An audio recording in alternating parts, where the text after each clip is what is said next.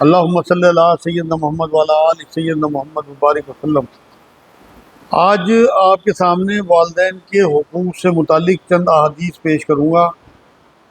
حضور اکرم صلی اللہ علیہ وسلم نے ہمیں کیا تعلیمات دی ہیں، کیونکہ حالات حاضرہ پہ بات ہونی چاہیے۔ آج جس طرح سے میں فیس کرتا ہوں چیزوں کو، لوگ مرکز میں جو دن میں آتے ہیں ملنے کے لیے، ماں باپ اس طرح سے تڑپتے ہیں اپنی اولاد کی نافرمانی اور ان کی بے حرمتی کرتے ہیں، لوگ ماں باپ پہ ہاتھ تک اٹھاتے ہیں اولاد۔ تو وہ میرے ذہن میں یہ بات آئی کہ چند حدیثیں حضور کی پیش کر دوں، جس سے اولاد کی بھی سمجھ میں آ جائے بات، اور ماں باپ کو بھی سمجھنا چاہیے کہ آج کے حالات کے حساب سے ماں باپ اپنی اولاد کو دوستوں کی طرح لے کے چلیں۔ وہ زمانے لگ گئے کہ آپ نے پیٹھ پہ ڈنڈا مار دیا اور آپ کا بچہ آپ کے سامنے نہ بولے۔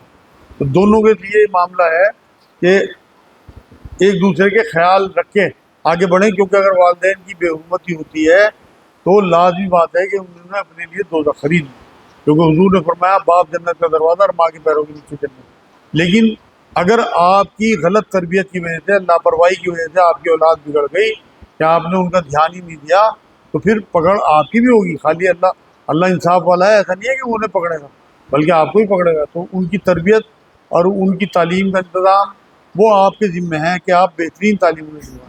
بھائی سب آگے آگے آ جاؤ، جو لوگ پیچھے آ رہے ہیں انہیں ذرا جگہ دیجیے، آگے آگے آ جاؤ، یہاں تک آ جاؤ، یہاں تک۔ آج کی پہلی حدیث حضرت عبداللہ بن عمرو بن العاص رضی اللہ تعالیٰ عنہ سے روایت ہے کہ رسول اللہ صلی اللہ علیہ وسلم نے فرمایا کہ اللہ کی رضامندی والد کی رضامندی میں ہے اور اللہ کی ناراضگی والد کی ناراضگی میں ہے۔ جامع ترمذی حدیث پاک ہے۔ اس لیے جو ہے آپ یہ دیکھیں کہ زیادہ تر لو میریجز ناکام ہوتی ہیں، کیونکہ لڑکے نے کسی لڑکی کو پسند کر لیا، لڑکی نے کسی لڑکے کو پسند کر لیا اور اپنی پسند کی شادی کی، ماں باپ ناراض ہوتے ہیں اور اس شادی سے پھر اللہ بھی ناراض ہوتا ہے۔ اس حدیث سے بات ثابت ہے۔ تو اس لیے کوشش یہ کریں کہ اپنے ماں باپ کے حساب سے شادی کریں اولاد، اور اگر کوئی پسند آئے تو پھر اپنے ماں باپ کو بتائیں، باقاعدہ رشتہ بھیجیں اور اسے لو میرج کو ارینج میرج کرنے کی کوشش کریں، کیونکہ اسلام میں لو میرج نہیں ہے، نہ اس میں افیئر ہے، نہ اس میں ڈیٹنگ ہے، نہ اس میں بات چیت ہے۔ بالکل اسلام میں لو آفٹر میرج ہے، لو میرج نہیں ہے۔ شادی کے بعد نبی نے فرمایا دو محبت کرنے والوں میں بہترین چیز نکاح ہے۔ اس سے حسین رشتہ نہیں ہے میاں بیوی سے، لیکن شادی سے پہلے اللہ کی حدوں کو پار کرنا اللہ کو ناراض کرنے والی بات ہے۔ اسی لیے سینکڑوں جوڑے آتے ہیں الحمدللہ میرے پاس، یہاں ان سے بات کرنے کے بعد وہ بالکل سیدھے ہو جاتے ہیں جب انہیں بتایا جاتا ہے کہ آپ کیا غلط کر رہے ہیں۔ بہت سے لوگوں کے بچے نہیں ہوتے، بہت سے لوگوں کے آپس کے گھر کے ماحول خراب ہو گئے، آپس میں میاں بیوی نہیں مل بنتی۔ جنہوں نے لو میرج کی ہوتی ہے وہی شوہر اور بیوی آپس میں ایک دوسرے پہ ہاتھ اٹھاتے ہیں، مطلب کوئی دن ایسا نہیں جاتا جو اس طرح کے کیس میں آتے ہیں۔ تو اس لیے اپنے ماں باپ کو راضی کر کے اگر شادی کرو گے تو اللہ راضی رہے گا۔ پسند کی شادی کی منائی نہیں ہے۔ حضرت خدیجہ رضی اللہ تعالیٰ عنہ نے نبی اکرم صلی اللہ علیہ وسلم کو خود پسند کیا تھا، اور پھر باقاعدہ اپنے چچاؤں کو بھیج کے رشتہ بھجوایا، اور پھر ادھر کے حضور کے چچاؤں نے مل کے آپس میں طے کیا کہ ہاں بھائی یہ نکاح ٹھیک رہے گا، اس کے بعد نکاح ہوا۔ تو پسند کی شادی کی اسلام میں منع نہیں ہے، مگر پلان کر کے اپنے بڑوں کو بیچ میں ملا کے۔ یہ نہیں کہ آپ ڈیٹنگ کر رہے ہیں، ایک دوسرے کو چھو رہے ہیں، الگ میں مل رہے ہیں، حد پار کر رہے ہیں اللہ کی، پھر تو اللہ ناراض ہو گئی۔ قرآن میں اللہ نے جگہ جگہ کہا کہ میری حدوں کو پار نہ کرنا۔ قرآن میں ہی سورہ بنی اسرائیل ہے، اس کی 23-24 نمبر آیت میں اللہ نے ماں باپ کے حق بیان کیے ہیں، ان کے ساتھ بھلائی کرنا، ان کے سامنے اف بھی نہ کہنا۔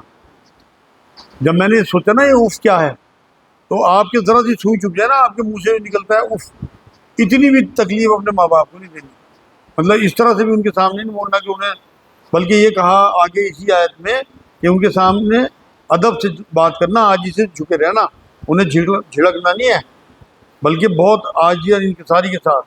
جیسے اگر امی آواز دے تو جی امی حضور، ابا آواز دے تو جی ابا حضور، یہ ہے غلامی آپ کی ان کے لیے، فرما برداری یہ ہے آپ کی۔ تو یہاں یہ کہا کہ عاجزی کے ساتھ جھک کے ان کے سامنے رہو، ان کے لیے دعا بھی کرنے کا حکم ہے کہ ان کے لیے دعا کریں، جیسے بچپن میں انہوں نے مجھے جو ہے میری پرورش کی، ایسے ہی تو ان کے لیے رحم فرما اللہ پاک۔ یہ قرآن میں آپ کو سورہ بنی اسرائیل 23 سے 24 نمبر آیت میں مل جائے گی۔ حضرت ابو ہریرہ رضی اللہ تعالیٰ عنہ سے روایت ہے کہ ایک شخص نے رسول اللہ صلی اللہ علیہ وسلم سے دریافت کیا کہ مجھ پر خدمت اور حسن سلوک کا سب سے زیادہ حقدار کون ہے؟ آپ صلی اللہ علیہ وسلم نے ارشاد فرمایا کہ تمہاری ماں، پھر میں کہتا ہوں کہ تمہاری ماں، پھر کہتا ہوں کہ تمہاری ماں۔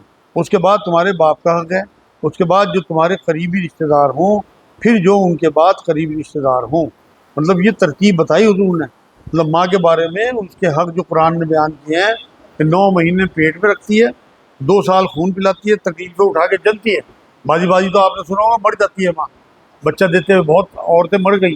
ہمارے اپنے رشتہ داروں میں میں نے بچپن سے ہی سنا کہ ڈلیوری کے ٹائم ڈیتھ ہو گئی، تو وہ جان پہ کھیل کے جنم دینا ہوتا ہے۔ تو اسی لیے اللہ رب العزت نے 3 حق بیان کیے، آپ کی محبت اور آپ کی خدمت اور آپ کی دل جوئی کا سب سے زیادہ جو حقدار ہے وہ آپ کی ماں ہے، لیکن ماں کیونکہ کمزور ہوتی ہے، سب سے زیادہ بچے جو ہیں وہ اپنی ماں پہ ہی غصہ کرتے ہیں، خاص طور سے لڑکی کیونکہ ساتھ رہتی ہیں، انہیں یہ نہیں دھیان رہتا کہ اس کے بعد ان کی بھی زندگی آنے والی ہے۔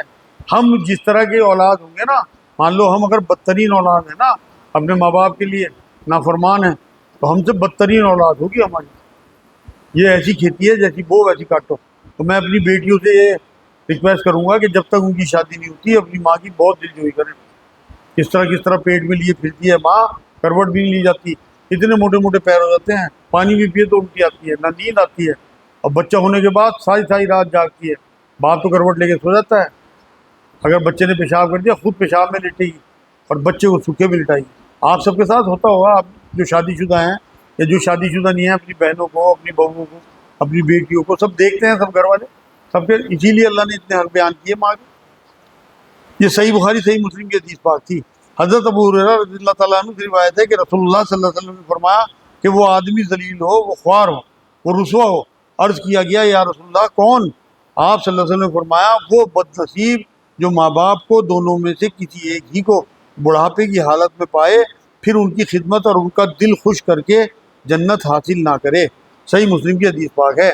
یہ اسی حدیث کا حصہ ہے جو منبر شریف پہ چڑھتے ہوئے نبی اکرم صلی اللہ علیہ وسلم نے جب سنا کہ جبرائیل علیہ السلام بد دعا دے رہے ایسے لوگوں کو، تب نبی نے آمین کہا تھا۔ یہ وہی بد دعا ہے کہ کوئی ماں باپ یا دونوں میں سے کسی ایک کو بڑھاپے میں پائے، اس کی اتنی خدمت نہ کرے کہ اللہ اس پہ جنت واجب کر دے، تو ایسوں کی ہلاکت ہو، اور وہ بد نصیب ہیں ایسے لوگ۔ حدیث پاک میں جو 3 چیزوں کو محبت کی نظر سے دیکھنے کی بتائی ہے نبی اکرم صلی اللہ علیہ وسلم نے، اس میں ایک تو کعبہ شریف، ایک قرآن شریف، اور ایک اپنے ماں باپ، ان کی پیشانی چوما کریں۔ میں نے سعودی عرب میں دیکھا، میرے استاد ہیں وہاں وسیع اللہ عباس صاحب، حرم میں جب انہوں نے میری دعوت کی میں ان کے گھر گیا تو ان کا بچہ انجینئر ہے حرم میں، ابھی کھانا لگنے میں دیر تھی، وہ ڈیوٹی سے جب آیا تو آتے ہی اس نے اپنے باپ کو ماتھا چوما، پھر ہاتھ میں لے کے چوما، میری طبیعت خوش ہو گئی۔ میں نے نیکی کی چیزیں جو ہیں وہ لوگوں کو لینی چاہیے ایک دوسرے سے، تو وہاں یہ رواج ہے اپنے باپ کو احترام۔ مطلب ان حرکتوں سے لگتا ہے کہ باپ پہ آپ یہ ظاہر کر رہے ہیں کہ میرے لیے آپ ہی سب کچھ ہو، میں آپ کا احسان مند ہوں، آپ کی محنت ہو، آپ کے پسینوں سے میں یہاں تک پہنچا، آپ نے جو مزدوری کی اس مزدوری سے میں اتنا خوبصورت بنا، اتنا طاقتور بنا، آپ کمزور ہو گئے مجھے طاقتور بنانے میں۔ تو وہ ماتھا چومنا ان کا، وہ ہاتھ چومنا، تو باپ کا سینہ اتنا چوڑا ہو جاتا ہے کہ واقعی یہ میرا تھا اور میرا ہی ہے، میرا ہی رہے گا۔ تو یہ اگر جو بھی لوگ سلسلہ شروع کر سکے، اپنے باپ سے جب بھی ملیں، دن میں ایک بار جب لوٹیں کام سے جاتے ہوئے، ضرور اپنے ماں باپ کو چوم کے جایا کریں۔ آپ یقین کریں آپ کو پتہ نہیں کیا دے دے گا اللہ پاک، کیونکہ جب دیکھنا ہی ثواب ہے تو چومنا کتنا بڑا ثواب ہوگا۔ سورہ لقمان کی 13 نمبر آیت میں بھی یہی بات کی اللہ نے کہ ماں تکلیف سہ کے پیٹ میں رکھتی ہے، پھر دودھ پلاتی ہے، اور اللہ نے کہا میرے شکر کے علاوہ ماں باپ کا شکر ادا کیا کرو، مطلب شرک کے علاوہ ان کی تمام باتیں مانو۔ سورہ لقمان کی 14 نمبر آیت میں یہ بات کہی کہ ان کی شرک کے علاوہ تمام جو ان کا کہنا ہے وہ مان لو، لیکن دین کے معاملے میں اللہ کے علاوہ کسی کی نہیں ماننی۔ دین کے معاملے میں اللہ، اس کے رسول، یہ صحابہ وغیرہ جو بھی دین کی بات آپ کو بتائیں، مان لو میں تو کہہ رہا ہوں آپ کو کہ 5 وقت کی نمازیں وقت پہ پڑھو، آپ کی ماں آپ کو اگر صبح منع کرے کہ سوتا رہے اٹھ کے پڑھ دیو، تو آپ کو وہاں اس کی نہیں ماننی، میری ماننی، کیونکہ میں اللہ رسول کی بات آپ کو بتا رہا ہوں، ویسے ساری بات نہیں ماننی۔ صحیح مسلم کی حدیث تھی ہے۔ حضرت معاویہ بن جامعہ رضی اللہ تعالیٰ عنہ کی روایت ہے کہ میرے والد نے حاضر خدمت ہو کر رسول اللہ صلی اللہ علیہ وسلم سے عرض کیا کہ میرا ارادہ جہاد کرنے کا ہے۔ آپ صلی اللہ علیہ وسلم نے مشورہ کے لیے، میں آپ صلی اللہ علیہ وسلم سے مشورے کے لیے آیا ہوں۔ آپ صلی اللہ علیہ وسلم نے پوچھا کہ تمہاری ماں موجود ہے؟ انہوں نے عرض کیا کہ ہے۔ فرمایا اسے نہ چھوڑو کیونکہ جنت اس کے قدموں میں ہے۔ سنن نسائی کی حدیث پاک ہے۔ جہاد جیسے فرض اور اہم عبادت سے بڑھ کے ماں کی خدمت کو قرار دیا نبی اکرم صلی اللہ علیہ وسلم نے۔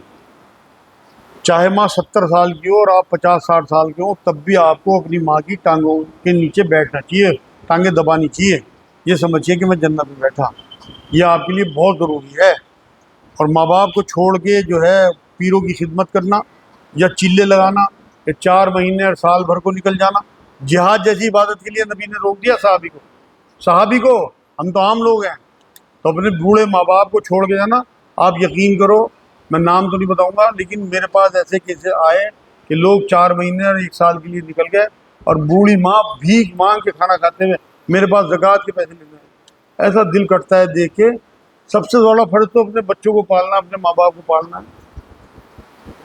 آپ کو جماعت میں جانا، آپ 3 دن کی 10 دن کی جماعت میں جاؤ، اگر آپ اپنے گھر کے سربراہ ہو، ہاں بوڑھے ہونے کے بعد جب آپ کے پاس لاکھوں کروڑوں روپے ہوں، گھر میں انتظام ہے، آپ جتنے مرضی دن کے لیے گھر سے نکلو، آپ عمرے کرو، آپ حج کرو اور آپ جہاد پہ جاؤ، آپ جماعتوں میں جاؤ، کوئی منع نہیں۔ لیکن اپنے بوڑھے ماں باپ کو بھیک مانگتا چھوڑ کے آپ 4 مہینے اور 1 سال کے نکل گئے، اللہ کے یہاں پکڑ ہوئی، کیونکہ نبی سے ثابت نہیں ہے یہ چیز اس طرح کی۔ نبی نے تو الٹا روک دیا، یہ حدیث میں نے آپ کو سنائی، سنن نسائی کی حدیث ہے۔ حضرت مغیرہ رضی اللہ تعالیٰ عنہ سے روایت ہے کہ رسول اللہ صلی اللہ علیہ وسلم نے فرمایا کہ اللہ تعالیٰ نے ماؤں کی نافرمانی تم پر حرام کر دی ہے۔ صحیح بخاری صحیح مسلم کی حدیث پاک ہے۔ اور میں بتا رہا ہوں زیادہ تر ماؤں جو ہے نا، مائیں، انہی کی آدمی بے حرمتی کرتا ہے، نافرمانی کرتا ہے، کیونکہ باپ تو طاقتور ہوتا ہے، اس سے ڈرتے ہیں بچے۔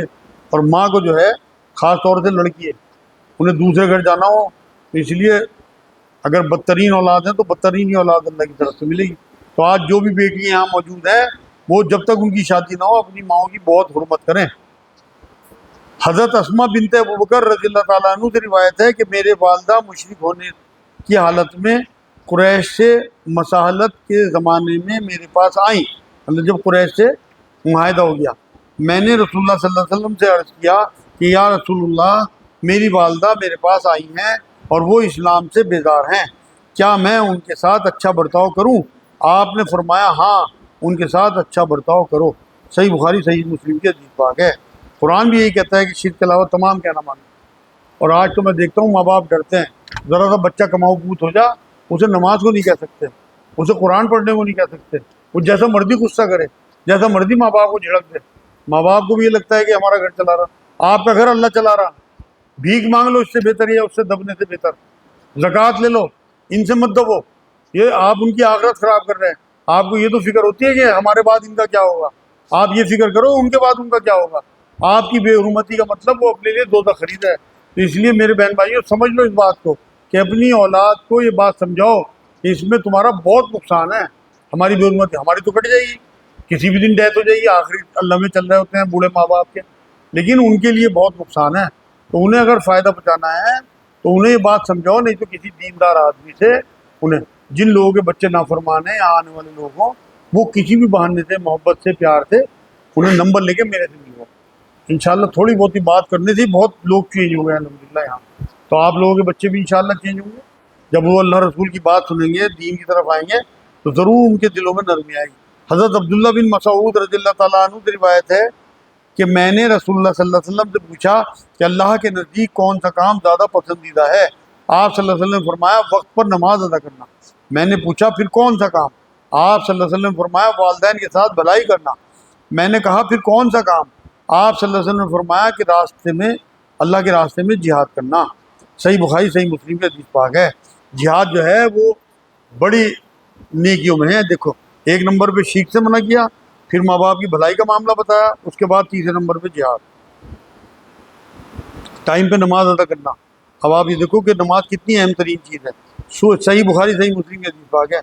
قرآن میں بھی اپنے حق کے فوراً بعد اللہ نے 5 جگہ ماں باپ کے حق بیان کیے۔ اللہ ایک ہی بار کہتے ہیں نا کوئی بات تو وہ کافی ہوتی ہے، لیکن قرآن میں 5 جگہ بیان کرنا مطلب یہ ہے کہ بے انتہا اہمیت کے ساتھ بتائی بات۔ حضرت عبداللہ بن عمر رضی اللہ تعالیٰ عنہ سے روایت ہے کہ رسول اللہ صلی اللہ علیہ وسلم نے فرمایا باپ کی خدمت اور حسن سلوک کی ایک اعلیٰ قسم یہ ہے کہ اس کے انتقال کے بعد اس کے دوستوں کے ساتھ تعلق رکھا جائے اور باپ کی دوستی و محبت کا حق ادا کیا جائے۔ صحیح مسلم کی حدیث پاک ہے۔ مطلب اپنے جو چچا تایا ہوتے ہیں وہ باپ کی جگہ ہوتے ہیں، ان کا احترام کرنا ایسا ہے جیسے آپ اپنے باپ کا احترام کر رہے ہیں ان کے انتقال کے بعد، اور ان یتیم بچوں کی کفالت ان کے مان لو کوئی رشتہ دار فوت ہو گیا، چچا کا تایا کا بچے ہیں، تو آپ ان کی اگر کفالت کرتے ہو تو اس کا بھی بڑا اجر ہے۔ یہ صحیح مسلم کی حدیث پاک ہے۔ اور ماں کا انتقال ہو جائے تو اس کی بہنیں، خالائیں، ہندوؤں میں کہتے ہیں ماسی، ماں جیسی خالہ ہو۔ اور آپ یقین کریں کہ باپ کے مرتے ہی خالائیں جو ہیں وہ ماں ہی ہو جاتی ہیں، ایسی ہی محبت کرتی ہیں۔ آپ مل کے دیکھو ان سے۔ میں تو میری مدر کا جب سے انتقال ہوا، میری خالوں کی محبت دگنی اور چوگنی ہوئی ہمارے ساتھ، مطلب ہم بھی انہیں احترام دیتے ہیں۔ تو آپ لوگ ذرا ان سے مل کے دیکھو، ان کے لیے تھوڑا بہت کوئی تحفہ لے گئے، ملنے چلے گئے، ان کا دل بڑا ہو جاتا ہے، کیونکہ وہ بھی آپ کی ماں کی عمر ہوئی کی ہوں گی، ظاہر سی بات ہے بوڑھی ہوں گی۔ تو ضرور یہ کام کریں تو انشاءاللہ آپ ماں باپ کا حق ادا کریں گے۔ حضرت انس رضی اللہ تعالیٰ عنہ کی روایت ہے کہ رسول اللہ صلی اللہ علیہ وسلم سے کبیرہ گناہوں کے بارے میں دریافت کیا گیا تو آپ صلی اللہ علیہ وسلم نے فرمایا کہ اللہ کے ساتھ شریک کرنا، ماں باپ کی نافرمانی اور ایذا رسانی، کسی بندے کو ناحق قتل کرنا اور جھوٹی گواہی دینا، یہ ہے بڑے گناہوں میں۔ صحیح بخاری کی حدیث پاک ہے۔ حضرت عبداللہ بن عمرو بن العاص رضی اللہ تعالیٰ عنہ کی روایت ہے کہ رسول اللہ صلی اللہ علیہ وسلم نے فرمایا کہ اپنے ماں باپ کو گالی دینا بھی کبیرہ گناہوں میں سے ہے۔ عرض کیا گیا کہ یا رسول اللہ، کیا کوئی اپنے ماں باپ کو بھی گالی دے سکتا ہے؟ آپ صلی اللہ علیہ وسلم نے فرمایا ہاں، اس کی صورت یہ ہے کہ کوئی آدمی کسی کے ماں باپ کو گالی دے، پھر وہ جواب میں اس کے ماں باپ کو گالی دے۔ صحیح بخاری صحیح مسلم کی حدیث پاک ہے۔ آج کی آخری حدیث حضرت انس رضی اللہ تعالیٰ عنہ سے روایت ہے کہ رسول اللہ صلی اللہ علیہ وسلم نے فرمایا کہ کبھی ایسا اتفاق ہو جاتا ہے کہ بندہ اپنے والدین یا ان میں سے کسی ایک کا نافرمان ہوتا ہے اور اس کے والدین کا انتقال ہو جاتا ہے اور بات ہاتھ سے نکل جاتی ہے۔ اب اگر وہ برابر ان کے لیے استغفار کرتا رہے تو اللہ تعالیٰ اپنی رحمت سے اس کو فرمانبردار اولاد میں شمار کر دیتا ہے۔ بخاری شریف کی حدیث پاک ہے۔ ایک حدیث اور سنا دوں میں آپ کو، پہلے بھی سنائی ہوں شاید، کیونکہ جو لوگ اپنا آپ کو دماغ سمجھتے ہیں نا، اکڑ میں رہتے ہیں، وہ یہ حدیث سن لیں۔ نبی نے فرمایا تیرے 3 باپ ہیں، ایک جس نے جنم دیا، ایک جس نے تعلیم دی، ایک جس نے بیٹی دی۔ تو جو ہمارے ساس سسر ہیں نا، وہ ہمارے ماں باپ کے درجے میں ہیں، اور ہمارے ماں باپ ہماری بیویوں کے ماں باپ کے درجے میں ہیں۔ یہ جو رشتوں کی بے حرمتی کرتے ہیں نا، دماغ سمجھ کے یا بہو اپنی ساس کی، وہ پکڑ میں آئیں گے اللہ کے یہاں۔ مطلب عورت کے لیے مرد کے لیے اللہ برابر ہے۔ تو آج سے جو کمیاں انہیں دور کرنے کی کوشش کریں، اور ماں باپ کی قبروں پہ ضرور جایا کریں، ان کے لیے مغفرت کی دعا کیا کریں، کیونکہ کوتاہیاں تو ضرور ہوتی ہیں، ہم بھی کمزور لوگ ہیں، اللہ کو بھی پتہ ہے۔ تو اگر ہم ان کے لیے استغفار کرتے رہے، بنا ان کے لیے دعا کرے، آپ کی دعائیں قبول نہیں ہوتی۔ ہر نماز کے بعد، ہر دعاؤں کے ساتھ اپنے ماں باپ کے لیے دعا ضرور کیا کریں، کیونکہ وجہ یہ ہے کہ ماں باپ کا درجہ اتنا زیادہ ہے اللہ کے ہاں کہ اللہ نے 5 جگہ اپنے حق کے بعد بیان کیا۔ تو اس لیے آج سے طے کریں کہ انشاءاللہ جن کے ماں باپ موجود ہیں ان کی بہت قدر کریں گے، کیونکہ جن کے چلے گئے وہ میں نے مچھلی کی طرح تڑپتے ہوئے دیکھے۔ میں خود اتنا بوڑھا ہو گیا، لیکن اس کے بعد بھی آج بھی اگر ماں باپ یاد آ جاتے ہیں تو یقین کریں آپ کہ بس رہا نہیں جاتا۔ تو اس لیے جن کے ماں باپ زندہ ہیں وہ بہت ان کی قدر کریں، بہت خدمت کیا کریں، اپنے بچوں کی طرح، بلکہ اپنے بچوں سے بھی زیادہ۔ یہ آج الحمدللہ درس حدیث پورا ہو گیا۔